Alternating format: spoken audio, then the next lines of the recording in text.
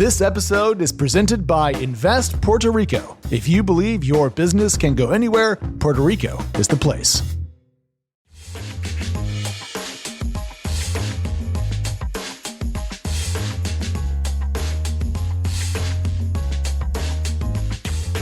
Hello and welcome back to Equity, a podcast about the business of startups where we unpack the numbers and the nuance behind the headlines. My name is Alex, and I'm joined today by a senior reporter on the FinTech beat. It's our dear friend, the ace from Austin. It's Marianne Azevedo. Hi. Hi, Alex. I have to come up with a nickname for you now. The piker from Providence, the poser from Pawtucket. I don't know. The Rhode Island rascal, whatever you want. I'll think about that some more, but those are pretty good. Marianne and I are here because this is our Friday show where we go back through some big news from the week, talk about some themes that we are seeing. Before we get into the show rundown, though, the Equity team does have a request of you. If you've been listening to the show for a couple of weeks, a couple of years, a half decade or more, the Equity team would love it if you would drop us a review on Apple Podcasts, Spotify, whatever you use. If you hang out with us and you have a couple of minutes, we'd love that. We will give out shout outs, Marianne, to people on the show who say particularly funny, witty, or kind things. And if you're particularly mean, we might read that too. Hopefully no mean comments. We would really appreciate it. You know, we do this sometimes, and reading these reviews, it's a great motivator. It's a great boost. And we want you to know how much we appreciate you as listeners. So even just a minute or two to drop a review, we would be so grateful. Thank you. All right. Now, Marianne, today on the podcast, we have a big deal from a company called Muse. We love seeing a big round for a new unicorn. Then we're talking about Quota Lab, a quick digression on the South Korean startup scene, and also how Carta has so much competition. And then we're going to discuss competition in the world of HR tech startups. Some of these have become quite large, including Deel, which recently bought something that we have to talk about. And then we're going to close off with a round of everyone's favorite party game. It's venture capital musical chairs. But there's no music, there's no chairs. There's just a lot of people sitting around in vests discussing how they like to ski. But that's all to come. Marianne, first of all, we're talking about Muse and not the Pokemon. Right. So Ingrid covered this round, and it's so refreshing to see a company actually talk about their valuation. It feels like it's so rare these days. And I guess in this case, they have good reason to do so since it's an up round, and they now have achieved unicorn status, which at one time used to be a commonplace, nearly everyday thing, and something that we see far less of. So Muse, which is described by Ingrid as a hotel SaaS startup, raised $110 million at a $1.2 billion valuation. It's very interesting to me because the company, they provide SaaS tools that help hotels do things like make it easier for check-in, to pay, make reservations, and help guests with room and service booking. But it seems like there's a lot of demand for this because they've seen a lot of growth in the past couple of years. Yes, quite a lot of growth. But I do want to point out that if you raise 110 at a $1.2 billion valuation post money, you sold less than 10% of your company. And that's why these higher valuations can be so awesome for companies because, hey, you raised 9 figures for like what, 9%? I mean, that just has got to feel, it's got to feel great if you're a founder who was selling a lot more for a lot less 2 rounds ago. You know, Marianne? Right. Very good point, Alex. Seems like a good deal for this company, which is based in Amsterdam, by the way. I don't think I mentioned that. So they didn't disclose revenues or net loss, but they did share that their gross payment volume is now $8 billion, up from $2.3 billion at the end of 2022, which is a huge jump. And I assume that they, obviously make a cut off of that. They have more than 5,000 hotel customers compared to 3,253 a year ago.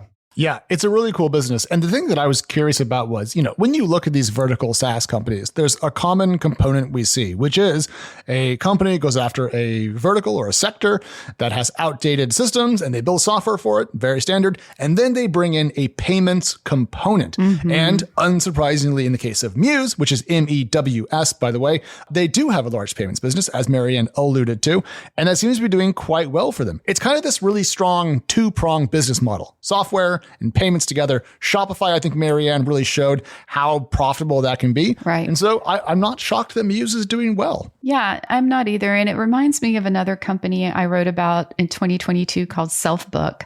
And It obviously hasn't raised the same amount of money. I think at that time, it was March 2022, they raised a $15 million extension, but they were valued at about $300 million at that time. And Tiger Global led that extension. And what they do is provide software to give hotels a way to accept one-click payments, which, I mean, come on.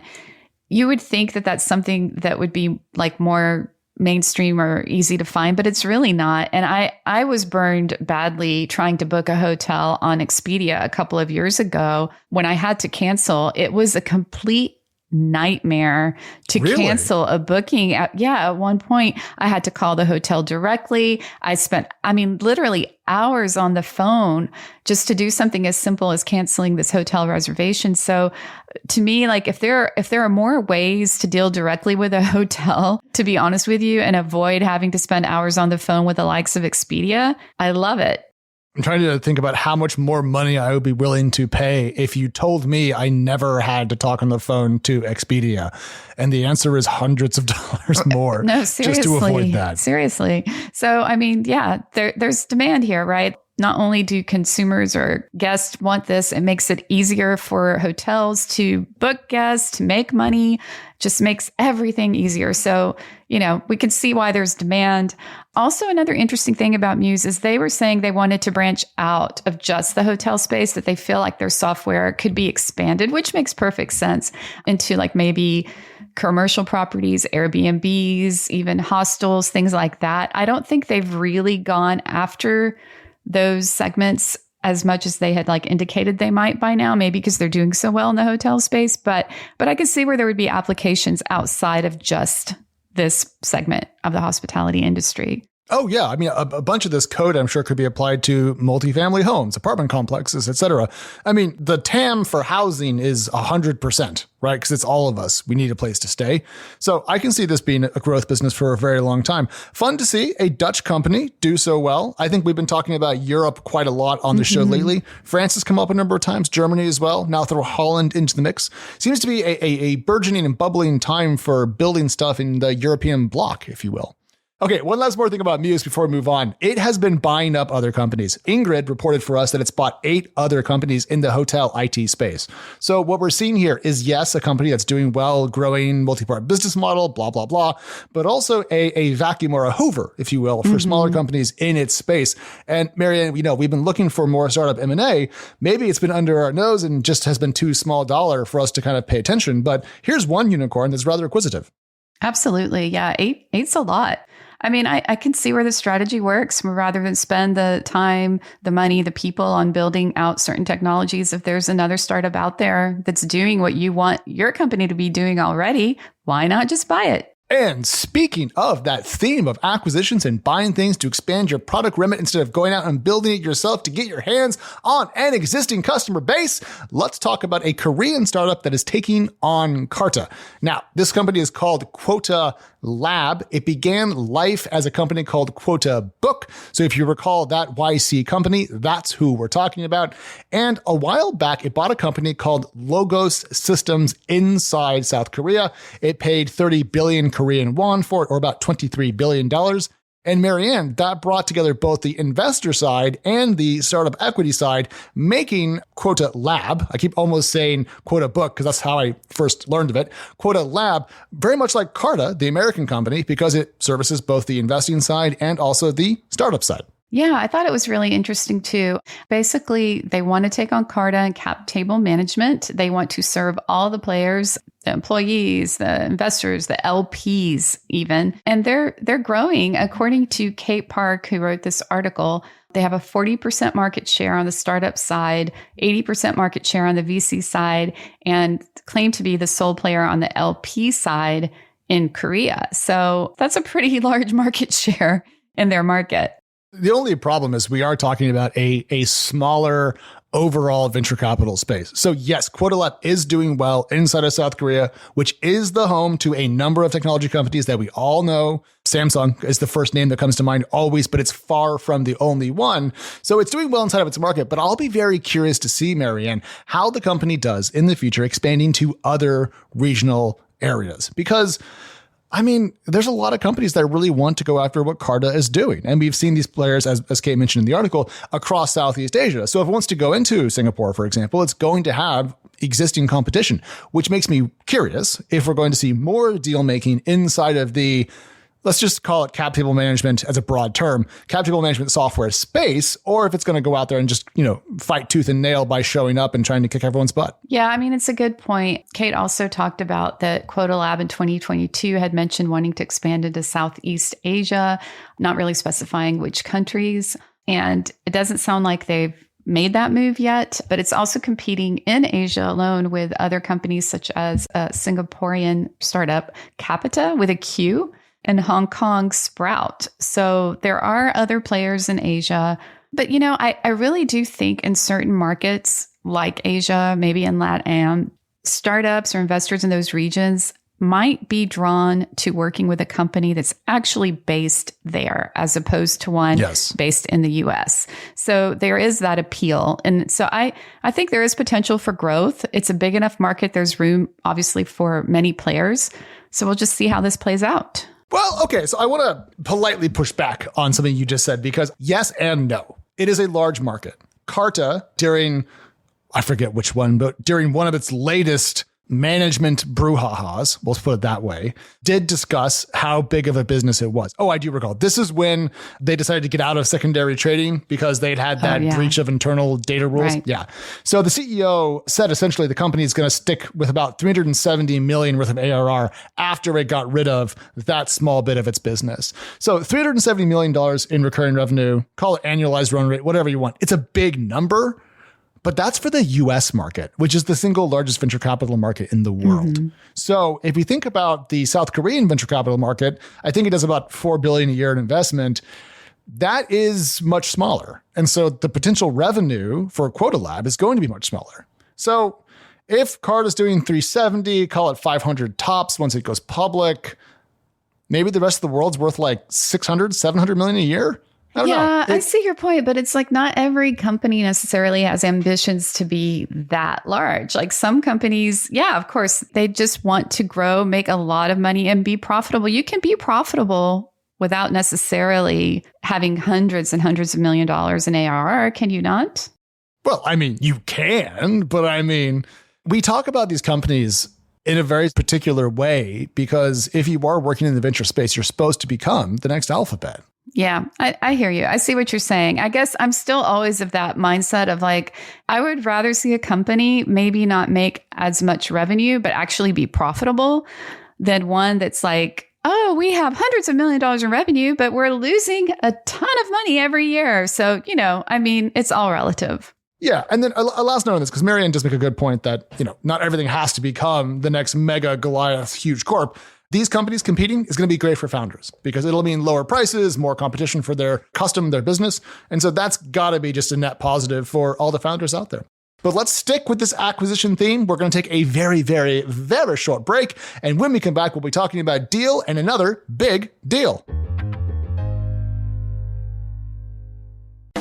What's next in tech? That's not the right question. It's where. Puerto Rico, more than just a tropical paradise, it's an innovations paradise, where startups and global players coexist in a vast and vibrant ecosystem, where talent runs deep, highly skilled and bilingual. Plus, the island offers the most competitive tax incentives in the US. If you believe your business can go anywhere, Puerto Rico is the place. Find out more at investpr.org/TechCrunch. So this week, I wrote about Deel, the HR decacorn, which was last valued at $12 billion, acquiring an African company called PaySpace. Now, this comes about 1 week after it announced it acquired a Munich-based company called Zavi.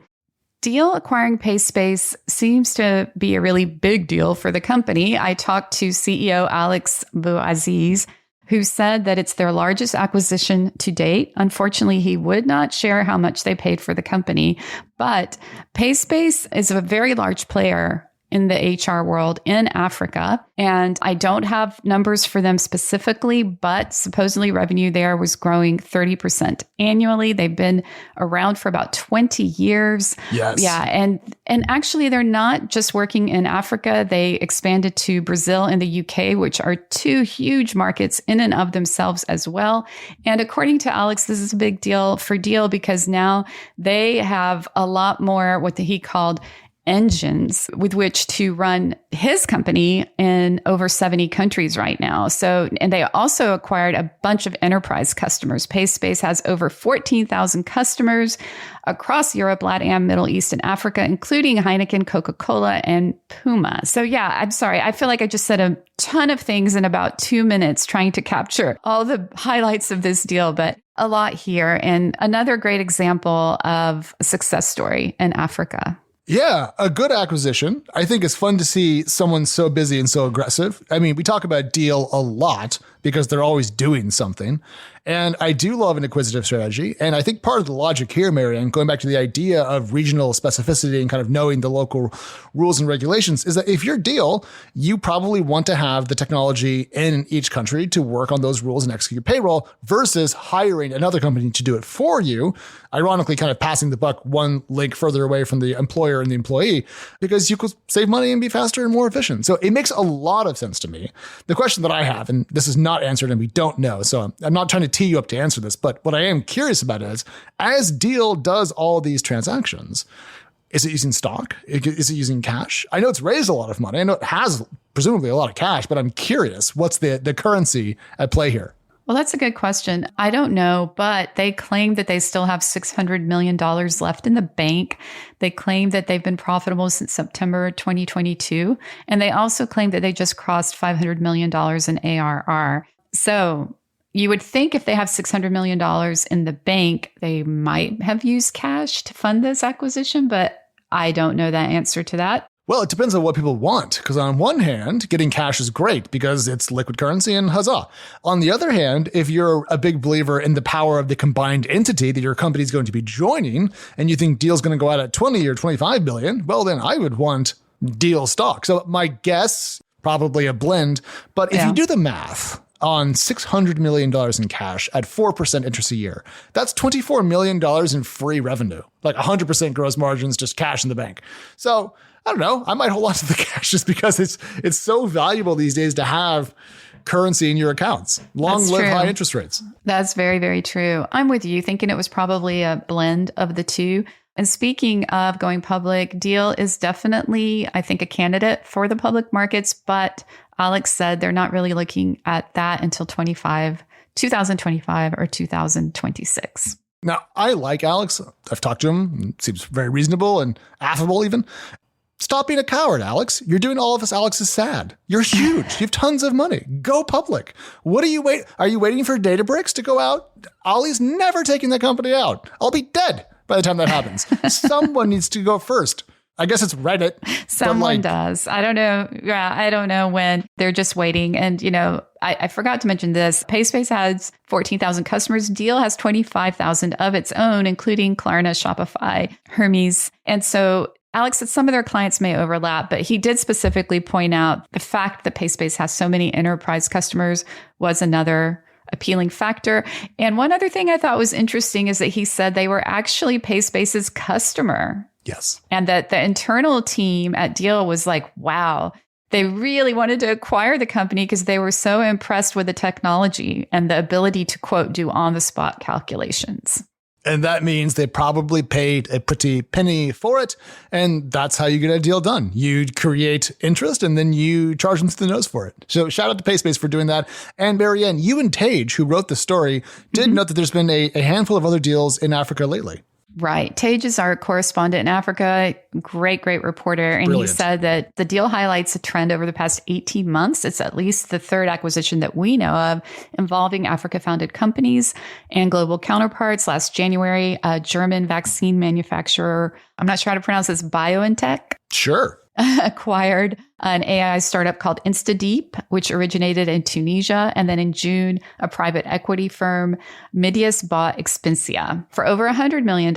And then back in 2020, Stripe also acquired Paystack out of Nigeria. So this is, again, a big deal for that ecosystem. I remember the last deal that you mentioned, because we talked about that on the show, because it was a sufficiently large transaction that it really caught our eye. So not only have there been deals, but deals that have been so large that we sit up and take note, which I got to say, bullish for the African startup ecosystem, which has seen its venture inflows slow dramatically in the last couple of years. So great to see some bullish signs. But Marianne, there's another company in the Deel world, if you will, that misspelled its name and dropped the T.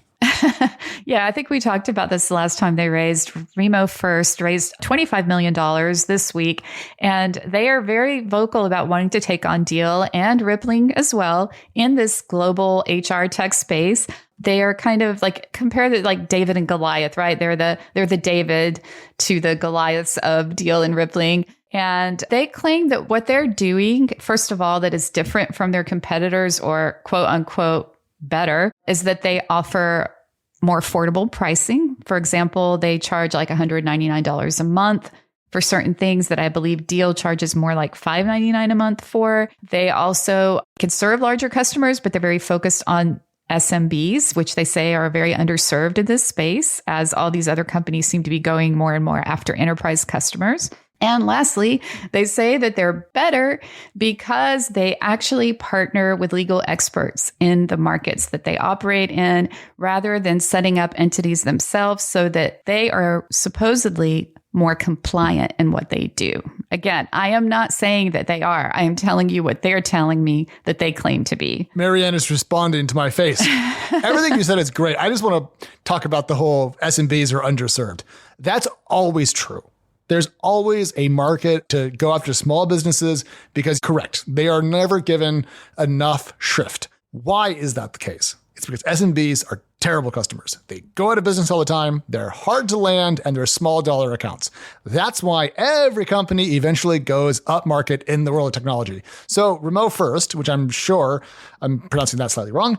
Remo First? You're probably right. I'm not sure, to be honest with you. Well, when you said Remo First, I was thinking that we could just swap out one letter and have a brand new tourism department for the city of Reno. But Remo First is going to go up market. I guarantee it. So right now they're doing SMB focus, but they're going to eventually realize their software is good enough to go after much larger accounts that are more profitable. So they will.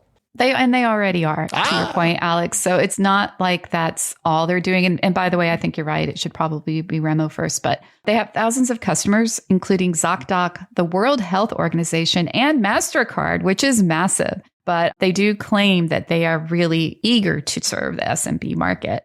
Well, this gives us the famous slogan, some things in life are priceless. For everything else, there's use of Remo First to pay your remote employees. Yeah, they say that their ARR is up 10x since they announced their last raise in September 2022. They would not give any hard numbers, of course. They also would not share valuation, saying only that it was a strong up round.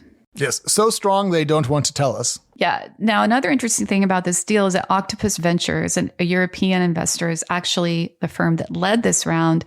And Remo First is trying to expand into the UK and Europe. So I think that, that might help explain some of that firm's interest in the company. Yeah, absolutely. So to summarize, Deel, now at $500 million in ARR, very acquisitive. Remo First showing that there is a number of ways to approach this HR tech space and is growing very quickly. And then elsewhere in the world of your deals is a company called Gusto, slightly different model. Please don't call me everybody, but it reached the $500 million recurring revenue mark last year. So there's a number of just really big companies.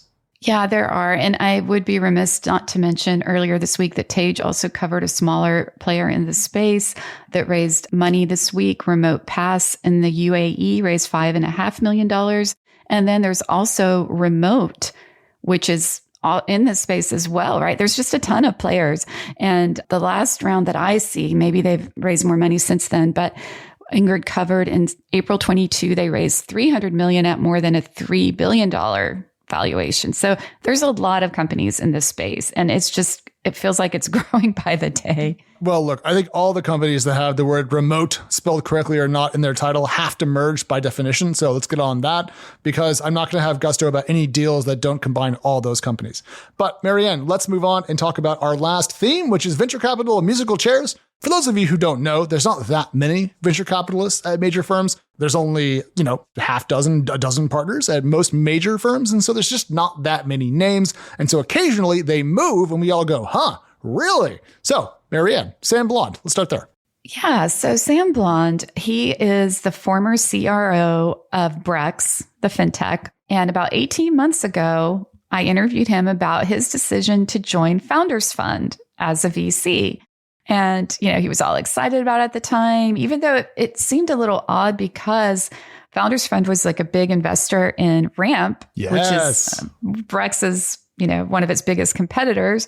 But anyway, Sam seemed like a very nice guy. He seemed really pumped about becoming a VC, all excited. So then this week we find out that he has stepped down from that role. And what I found most interesting about this, besides the fact that he only lasted there about 18 months, is what he said. And I'd like to actually quote him. Yeah, please do. He says, full-time investing / being a VC isn't the right fit for me, and I've decided to go back to operating. More on what's next for me later. He would not share what's next, but I do think this is an interesting trend and something that I've been hearing a lot of lately, that a lot of VCs are growing disenchanted with the profession and are either choosing to go work for startups, start their own companies, do anything but be a VC. Yep. A couple of reasons why that might be the case. Off the top of my head, Marianne, we just came off of a venture capital boom, and there was so much going on, so much money sloshing around. I bet it was an incredibly electric time to be a private market investor, even if not all of those deals are going to age particularly well. I bet it was fun. Now, things are much more conservative. They're more locked down. They're more buttoned up, and they're probably less overall exciting. And I would hazard that a good chunk of a venture capitalist workload today is helping portfolio companies that are struggling do a little bit better. It's probably less active, less fun, less glamorous, more nitty-gritty, and also it's shrinking. VCs are raising less money, funds are smaller, there's fewer fees to go around. I can see this. Yeah, I mean, for sure. I keep hearing chatter in the world of venture about just a lot of churn. There's a lot of churn in the venture world. This was a more public announcement. There's probably a lot more going on that we don't even know about, but it was only one of two such announcements this week. Miles Grimshaw announced that he was going to be leaving Benchmark, where he'd been for the past 3 years, to rejoin Thrive Capital. So he's not leaving to go be an operator or join a startup or anything, but still it's kind of, that's where we got this musical chairs term to kind of coin this phrase of describe. Sorry, I haven't had lunch. To describe what seems to be going on in the venture world. We don't know why. We don't know exactly what happened, why he left Benchmark after just 3 years. I think Alex just put a plate of what looked like burritos on the camera. No, those are very large donuts. Oh. Which I'm going to finish eating after this recording. So I'm totally on board with you. They look like burritos. Anyway, Miles is leaving Benchmark. He's left Benchmark. He's rejoined Thrive Capital, which was founded by Joshua Kushner. I think it was 2012 or 13. I think 2012. Miles joined 2013 before leaving for Benchmark. So we don't know what happened, but this is kind of unusual. Yeah, this is a weird one. So do you remember when... Well, do you remember? Of course you do. It wasn't that long ago. But Keith Raboy left Founders Fund to go to Khosla again. Right. And everyone was like, wow, that's a big change. Oh my gosh, going back to the firm he left. All right. So what's going on with certain firms? You have to understand that venture capital is not a monolith. So when you think about Benchmark, for example, go to their website.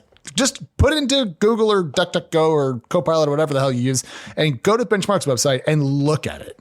That is the ethos of the firm. Old school VC. There's no blog. There's no media arm. There's no position papers. There's no glossy photos. There's a couple of addresses and basically a middle finger.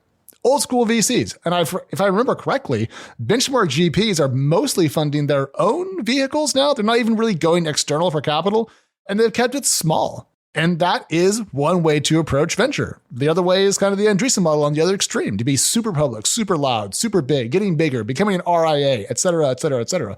So to see Miles leave to go to Thrive, it could just be a culture fit, frankly. I can see it being tough to join the Benchmark partnership, to fit in, to be part of that tighter knit collection of people.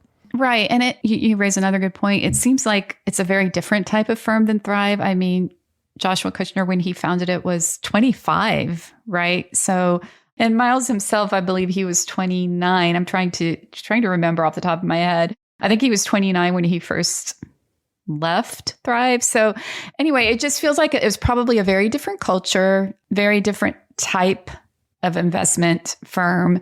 I wish I could hear more about what really drove this decision, but nobody would comment on it. Well, that's because it's hard to get leaks and there's like 4 people who know what's going on and don't want to talk to you. But of course, not every venture capital is small. I mean, like Benchmark and Union Square Ventures have kept them pretty small, but most have hired quite a lot. And that kind of goes to show just the new climate for venture capital, even in 2024. But Marianne, when it comes to venture capital and musical chairs, shall we see more of this, or are we done for a while, do you think? Oh, I don't think we're anywhere close to being done, Alex. I think this is probably just the beginning. We're going to see more and more of this.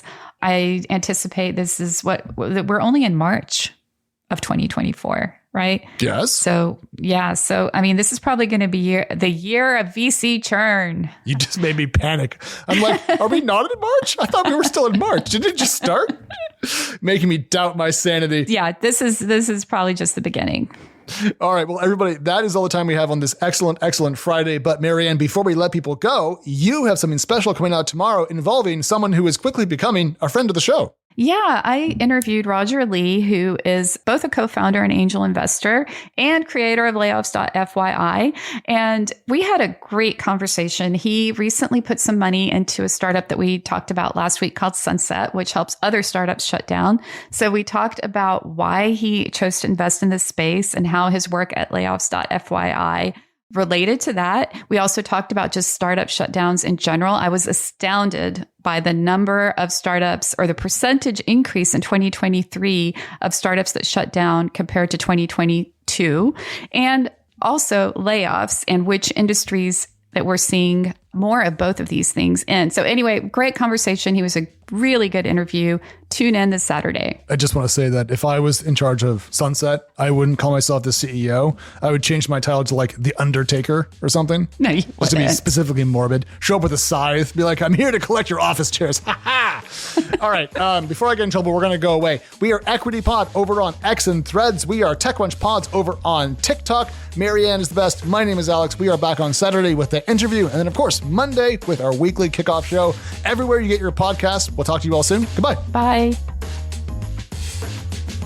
Equity is hosted by myself, Alex Wilhelm, and TechCrunch senior reporter, Mary Ann Azevedo. We are produced by Teresa Loconsolo with editing by Kel. Bryce Durbin is our illustrator, and a big thank you to the audience development team and Henry Picavet, who manages TechCrunch audio products. Thank you so much for listening, and we'll talk to you next time.